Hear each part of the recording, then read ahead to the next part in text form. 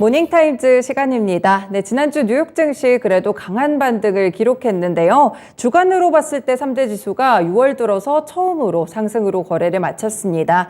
일단 인플레이션 여기에 좀 모두의 관심이 집중되고 있는 가운데 살짝 누그러지는 그런 해석들이 나오게 되면서 지수를 크게 들어 올리는 모습이었는데요.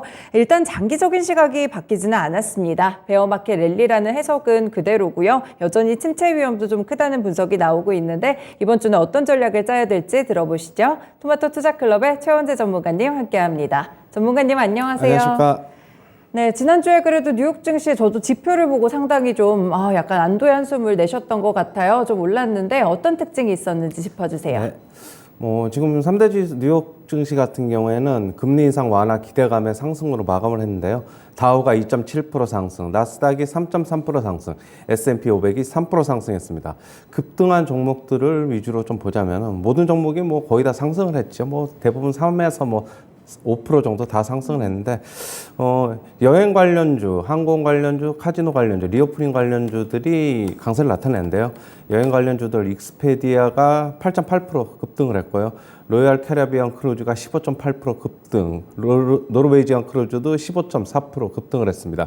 그 다음에 카지노 관련 주식들 중에서는 MGM 리조트가 11.3% 급등을 했고요. 시저스 엔터테인먼트, 펜 내셔널 게이밍이 12%대의 모두 급등을 했습니다. 그리고 윈 리조트도 12%대 급등을 했고요.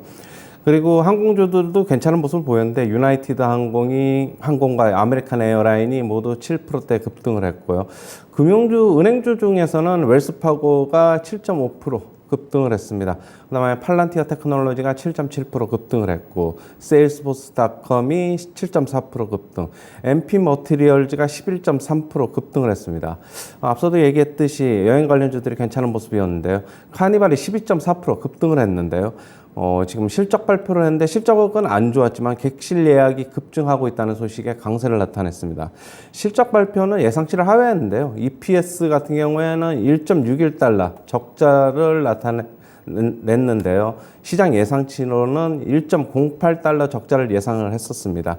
그 다음에 매출은 24억 달러를 기록을 했는데 그 다음 시장 예상치로는 27억 6천만 달러를 예상을 했습니다.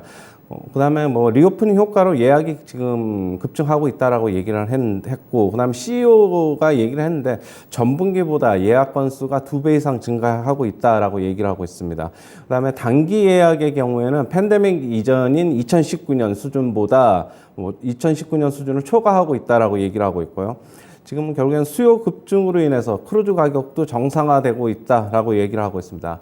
그 다음에 메타 플랫폼스가 7.2% 급등을 했는데요.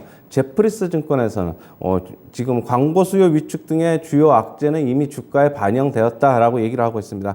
지금 밸류에이션 싸다라고 얘기를 하고 있습니다. 그 다음에 6월 미시간대 소비자 태도 지수가 50으로 발표가 됐는데요. 예상치인 50.2보다 하회했습니다. 지금 전월 수치 58.4보다도 크게 하락했는데 지금 이 조사를 시작한 이후로 사상 최저치입니다. 5년 후 기대 인플레이션, 장기 인플레이션 같은 경우에는 3.1%로 집계가 됐는데요. 장기 기대 인플레이션이 좀 누그러지고 있다는 신호를 나타냈습니다. 그 다음에 IMF 측에서는 미국 경제 성장률이 3.7%에서 2.9%로 하향 조정을 했고요. 24년, 내년이죠. 2.3%에서 1.7%로 하향 조정을 했습니다. 결국에는 IMF가 얘기하는 거는 인플레 잡기 위해서 연준이 최대한 이른 시일 내에 3.5에서 4% 수준으로 금리를 올려야 한다라고 얘기를 하고 있고요.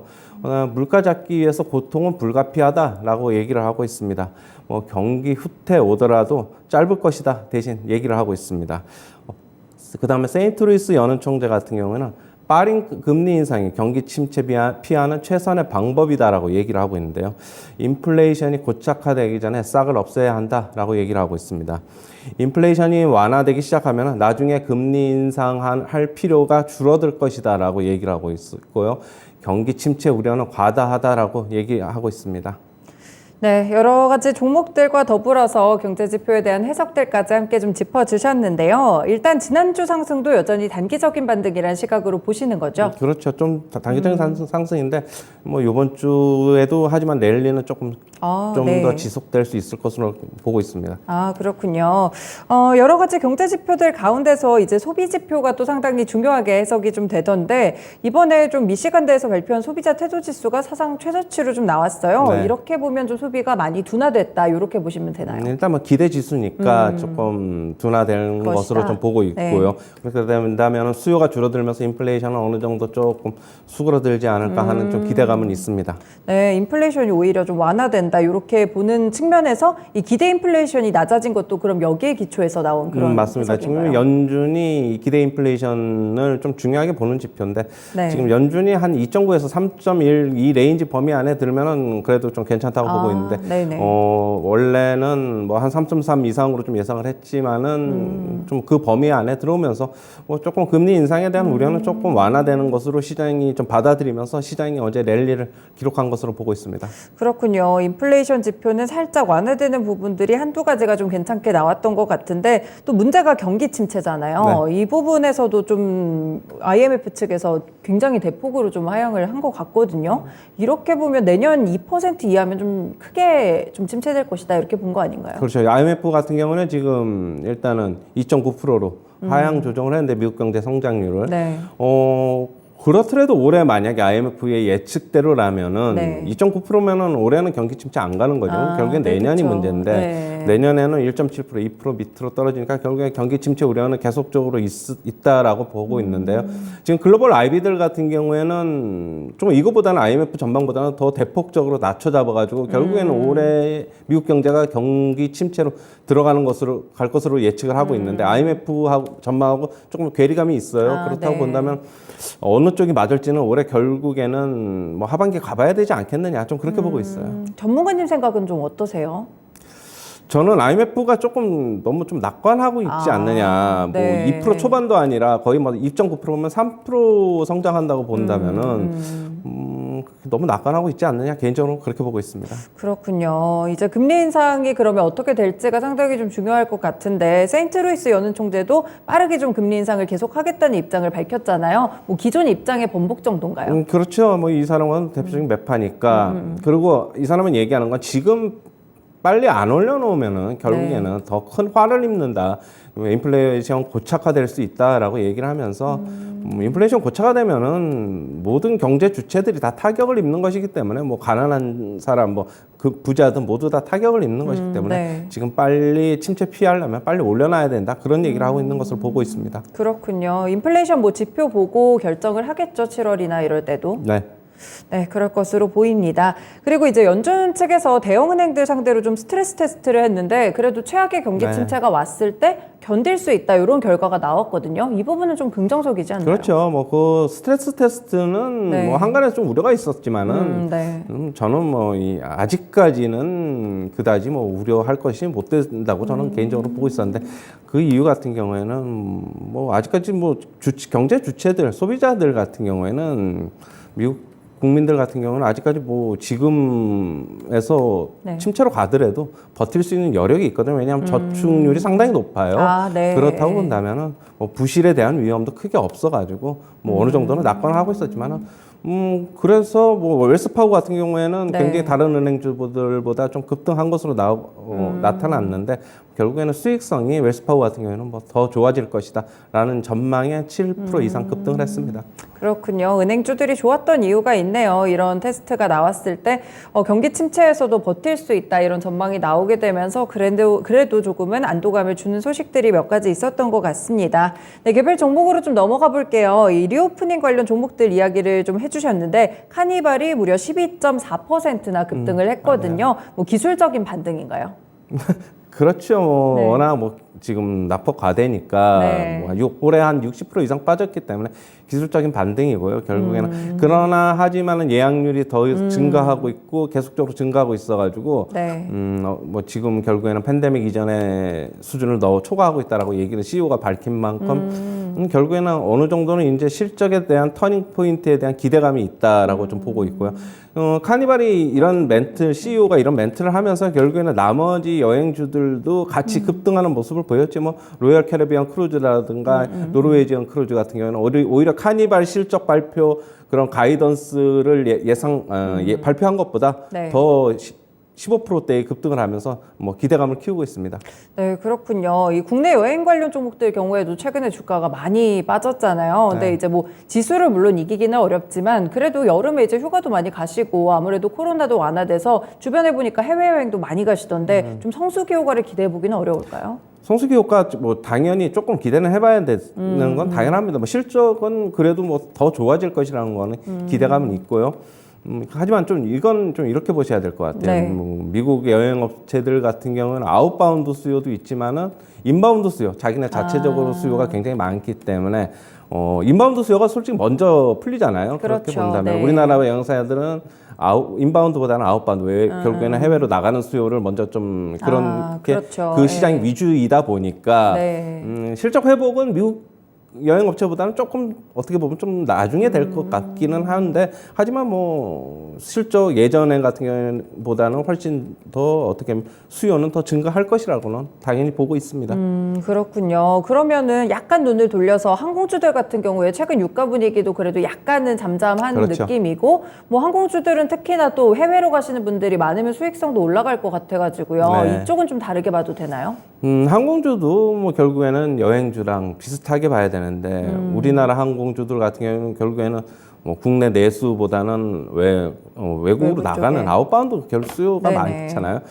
그동안에 항공주들의 발목을 잡았던 유가는 이제 좀 하락 분위기로 돌아섰죠. 완연하게 네네. 하락 분위기 예. 돌아섰고 그다음에 아직까지 발목을 잡고 있는 것은 환율인데 환율 환율. 때문에 네. 지금 우려는 있는데 환율 같은 경우는 조금 꺾일 것이라고 좀 개인적으로 좀 보고 있어가지고 그러세요? 단기적으로는 네네. 그렇다고 본다면은 항공주 좀 많이 빠졌으니까 뭐 같이 여행주랑 접근도 가능하다 그렇게는 보고 있어요. 너무 뭐 지금 지수가 같이 올라갈 것으로 보기 때문에 너무 네. 비관적으로 보는 것은 좀 금문일이다 이렇게 보고 있습니다. 너무 비관적으로 볼 필요는 없겠네요. 환율도 오르고 해서 좀 걱정스럽긴 했었는데 그래도 전반적인 분위기가 어느 정도 받쳐주는 것 같습니다. 그리고 이제 개별 종목으로 메타 플랫폼스도 하나 좀 말씀을 주셨는데 이미 주가에 악재가 다 반영이 됐다고요? 네, 뭐 제프리스 증권에서 그렇게 얘기하는 것으로 네. 얘기를 했는데요. 지금 네. 결국에는 앞으로 메타버스 관련해서 많은 자금을 투입하는 것에 대해서 다른 IB들 측에서는 부정적으로 보고 있지만은 제프리스 같은 경우는 그런 것들도 뭐 이미 다 반영이 돼 있다. 지금 현재 상태에서는 그런 거 다 감안해도 밸류에이션 싸다라고 지금 얘기를 하면서 7.7% 빅테크 주식들 중에서는 가장 큰 폭으로 상승을 했습니다. 빅테크 얘기가 나와서 이제 살짝 단기적인 랠리가 있으면 대형 기술주들 몇 개 좀 사봐도 괜찮을까요? 어떻게 보시나요? 조금 그런데 어떻게 보면은 지금 뭐 물론 이번 주 조금 네. 랠리는 있을 것으로 좀 보고 있는데 대신 단기적으로만 접근하셔야 된다 이렇게 보고 있어요. 단기적인 접근에서만 유효하다. 계속 좀 같은 시각으로 의견을 주시네요. 이제 국내 증시로 좀 넘어와가지고 사실 전 세계 증시에서 유독 코스피랑 코스닥이 많이 빠졌어요. 네. 보니까 6월에 하락률 1, 2위를 나란히 좀 기록을 했더라고요. 네. 계속 이렇게 좀 아시아 중에서도 이렇게 부진한 이유가 뭔가요? 결국엔 뭐 과다한 신용잔고, 청산 뭐 이런 게 원인으로 보고 있고요. 결국에는 원달러 환율, 그 다음에는 원달러 환율인데 네. 원달러 환율이 결국에는 어떻게 보면은 1,300원 이상으로 갔을 때 우리나라의 사정을 보면은 네. 전부 다 위기 상황으로 갔던 그런 경험이 있어가지고 그런 것 때문에 어떻게 본다면은 조금 시장이 좀 과하게 반응하지 않았나. 그렇게 보고 있고요. 네. 원달러 환율 조금 내려올 것으로는 보고 있어요. 이번 주 같은 경우에는 그렇게 본다면 조금 단기적으로는 안정을 찾을 가능성이 있다. 뭐 미국 증시보다 훨씬 더 많이 빠졌기 때문에 미국 증시 만약에 조금 빠지더라도 우리나라 증시 같은 경우는 조금 어떻게 보면 상대적으로 좀 버틸 여력이 있다. 개인적으로 그렇게 보고 있어요. 그렇군요. 그래도 이번 주는 약간 좀 안심하면서 봐도 괜찮을 것 같다는 생각이 드는데 그럼 국내 증시 오늘은 전망 좀 어떻게 보세요? 역시 뭐 오늘 같은 경우도 계속적으로 상승 이어갈 것으로 보고 있고 네. 저는 이번 주 미국 증시하고 비슷하게 막 계속적으로 상승할 것으로 보고 있는데 미국 증시보다는 조금 랠리의 폭은 조금 더 강하게 나타날 수도 있다. 오히려 뭐 많이 빠졌기 때문에 네. 신용장고도 어느 정도 청산이 됐고 그렇게 본다면 급한 물량들은 일단 시장에서 어느 정도 다 나왔다라고 보고 있어가지고 외국인들 같은 경우에는 금요일자 코스피 같은 경우에는 뭐 그냥 안 사는 수준 그냥 스탠스 중립이었죠. 네, 네, 그러나 네. 코스닥 시장에서 큰 폭의 매수를 매수가 기록을 있었죠. 하면서 한 3천억 정도 샀죠. 네. 그 정도 샀는데 뭐 역시 많이 빠진 코스닥이 상대적으로 조금 더 많이 빠졌기 때문에 그쪽에서의 뭐 단기적인 반등을 더 많이 기대하는 것이 아닌가 그렇게 보고 있어요. 네, 그렇군요. 그래도 긍정적인 오늘 전망과 해석들이 좀 많았습니다. 오늘 말씀 잘 들었습니다. 네, 고맙습니다. 감사합니다. 네, 지난주 금요일 국내 증시도 그렇고 미국 증시도 그렇고 괜찮은 수준의 반등이 좀 관측이 됐는데요. 일시적으로 전략을 좀 꾀할 수 있을 정도의 반등은 됐던 것 같아요. 이런 부분들 좀 참고하시면서 코스피와 코스닥 그래도 많이 빠진 만큼 또 그만큼 회복 탄력성이 클 수도 있거든요. 긍정적인 끈들 놓지 마시고 대응하시길 바라겠습니다. 지금까지 모닝타임즈 시간이었습니다.